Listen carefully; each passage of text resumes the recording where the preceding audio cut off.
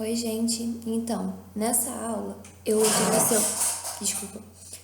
trouxe algumas contextualizações que eu trouxe um tema específico para a aula, mas eu trouxe algumas contextualizações que vocês podem usar em várias redações, tá?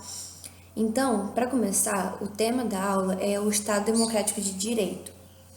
E as contextualizações são voltadas para isso. Então, eu vou explicar rapidinho o que é esse Estado Democrático de Direito, tá? Ele tem três características principais: o constitucionalismo, o sistema representativo e a soberania popular. O constitucionalismo é basicamente que as nossas leis não são feitas por alguém, tipo, chegou lá e falou, eu quero desse jeito. Toda a nossa lei, tudo que acontece tem que ser baseado, tem que ser respaldado pela Constituição. Então, o nome já diz constitucionalismo. É um governo baseado numa Constituição, tá? Depois vem a questão do sistema representativo, que é, por exemplo, na Grécia, existia a Ágora grega, onde os cidadãos iam lá e decidiam entre eles o que ia ser melhor ou não para a cidade. Só que isso não é mais possível atualmente por conta do tamanho que tudo se tornou, sabe? Da complexidade que tudo tomou. Então é preciso que hajam representantes. É aí então que a gente vota. A gente vota em quem a gente acha que é melhor, a pessoa vai lá e representa a gente nas decisões, tá? E por último, a soberania popular, que numa democracia a soberania é do povo. E como que essa soberania vai ser do povo na democracia? Através da divisão dos três poderes, em judiciário, legislativo e executivo. Quando há essa separação, é possível que um poder tome conta do que o outro está fazendo e assim haja mais fiscalização, maior transparência e não surja um governo de uma pessoa só, tá? Como uma ditadura ou enfim. Eu só queria apresentar essa questão só para vocês terem uma noção do que é, tá? Mas isso não precisa gravar nem nada, agora não, para redação. Aí, então, eu vou começar com as contextualizações.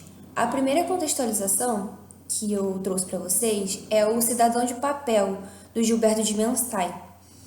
O Cidadão de Papel é um livro escrito por esse jornalista em, acho, se eu não me engano, 1994. E ele tem nesse livro a tese de que, no papel, na letra da lei, todos nós somos cidadãos plenos. Somos completos cidadãos. Porém, na prática, na vida real, isso não acontece.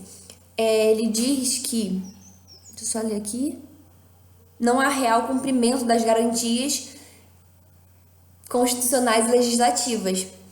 Então, isso você pode abordar em quase todos os temas, porque se a gente for olhar de uma forma racional, na maioria das vezes a gente é cidadão de papel. A gente não é cidadão na vida real. Por exemplo, uma redação sobre violência, você pode falar sobre isso, sobre saneamento básico, sobre direitos da criança, sobre qualquer coisa.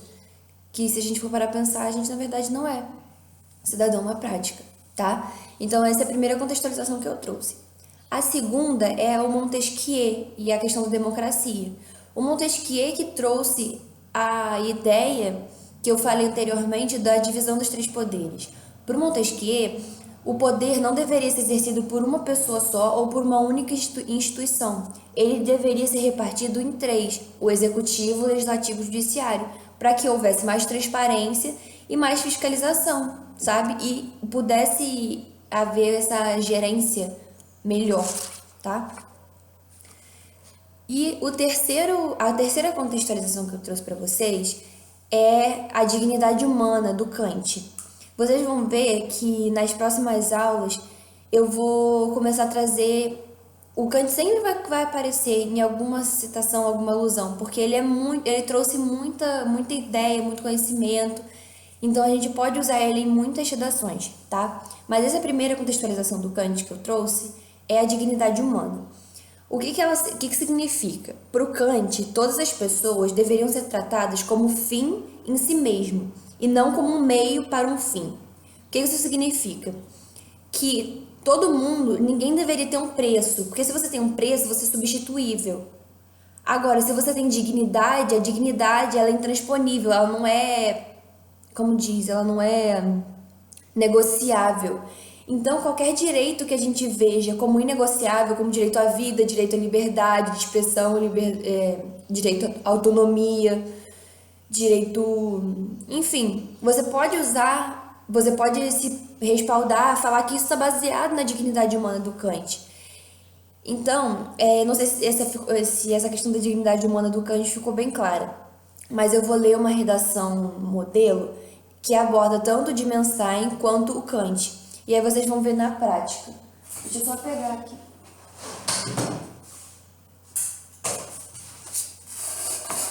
Aqui. A redação é sobre a Constituição Cidadã, tá? A pessoa começou a redação assim. Para o filósofo prussiano Immanuel Kant, em seu princípio da dignidade humana, todos os indivíduos deveriam ser tratados como um fim em si mesmo, e não como meios para um fim, objetos, preservando a vida, a autonomia, a liberdade e a inviolabilidade do corpo, que são inegociáveis e, por conseguinte, dignidades. A partir disso, no que tange ao desrespeito à Constituição de 1988, marco da democracia brasileira, a integridade social é prejudicada.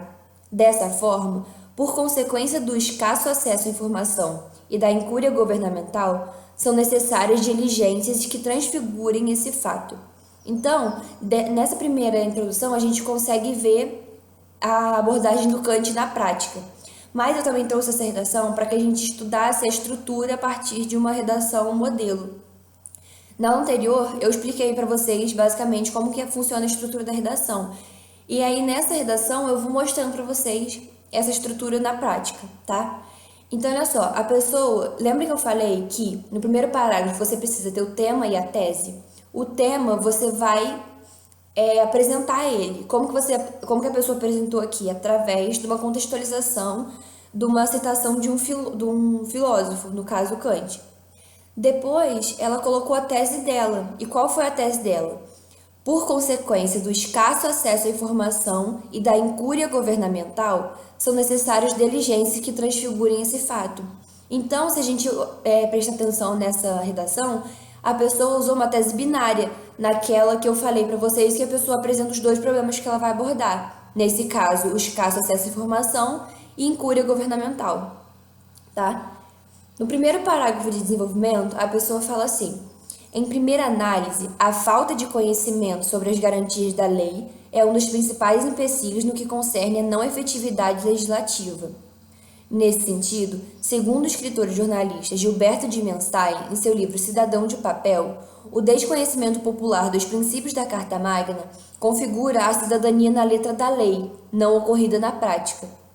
De modo semelhante, a maioria da população no Brasil não sabe os deveres do governo, devido à inexistência de divulgação por parte da mídia, o que, consequentemente, contribui para a não reivindicação de direitos. Assim, a inobservância midiática afeta diretamente a consumação constitucional.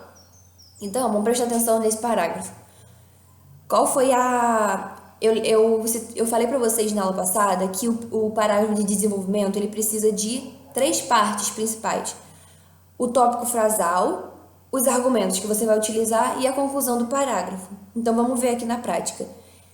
Tópico frasal. Em primeira análise, a falta de conhecimento sobre as garantias da lei é um dos principais empecilhos no que concerne a não efetividade legislativa. Pronto. Depois ela argumentou em cima disso. Nesse caso, o jornalista Dimenstein, blá, blá, blá. E aí ela finalizou. Assim, a inobservância midiática afeta diretamente a consumação constitucional. Tá? Ficou claro? Dá pra ver nitidamente o parágrafo circulando. Primeiro a tópico frasal, depois o argumento, depois a conclusão desse parágrafo fechando tudo, tá?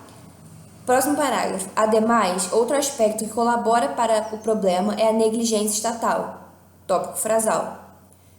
Qual o argumento que ela vai usar? Nessa perspectiva, de acordo com o sociólogo francês Émile Durkheim, em sua obra A Divisão do Trabalho Social, O mau funcionamento das normas vigentes consiste em um estado de desintegração das relações, denominado anomia.